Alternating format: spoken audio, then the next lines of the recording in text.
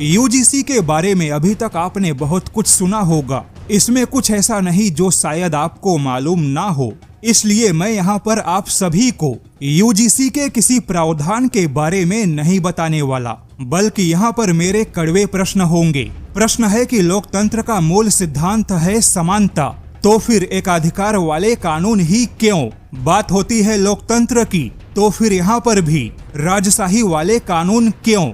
बात होती है अभिव्यक्ति के आजादी की, लेकिन यूजीसी कानून एक झटके में सामान्य वर्ग के बात रखने की आजादी को भी छीन लेगा, क्योंकि यहाँ पर सामान्य वर्ग के पास में अपनी बात को रखने की भी आजादी नहीं, यानी सामान्य वर्ग पहले से ही घोषित गुनहगार होगा। अब सवाल है कि जिस देश में एक आतंकवादी को भी कानूनी वकील मिलता है, उसी देश में एक सामान्य वर्ग को, सवर्ण समाज को अपनी बात को रखने का भी मौका ना मिले, तो फिर यह किस प्रकार के लोकतंत्र के सिद्धांतों के अनुरूप है?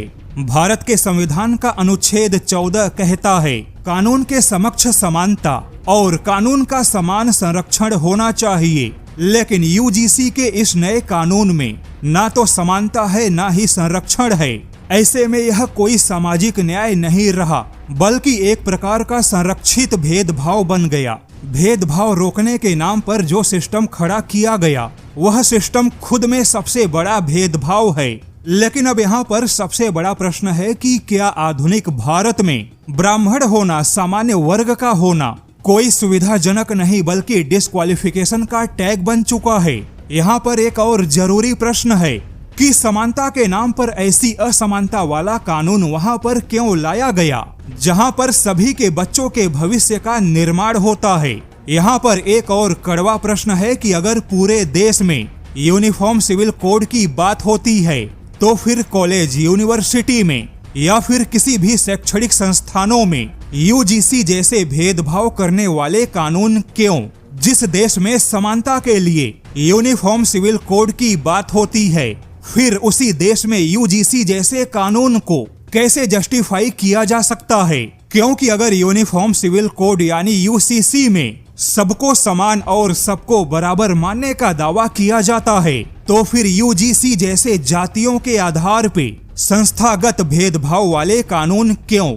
और अब इसी भेदभाव को लेकर इस भारत में सबसे जरूरी मुद्दा है कि जब से भारत आजाद हुआ तब से भारत को जातियों में बांटने का काम किया नेताओं ने, तो फिर उन नेताओं के लिए कभी कोई कानून क्यों नहीं बना? उल्टे भारत के सभी नेताओं को संविधान के अनुच्छेद 105 और 194 के विशेषाधिकार प्राप्त है, यानी कि एक नेता किसी मंच पर खड़े होकर पूरे समाज को बांट के चला जाता है, लेकिन फिर भी संविधान के इस विशेषाधिकार के प्राप्त होने की वजह से उस नेता पर कभी कोई कानूनी कार्यवाही नहीं होती।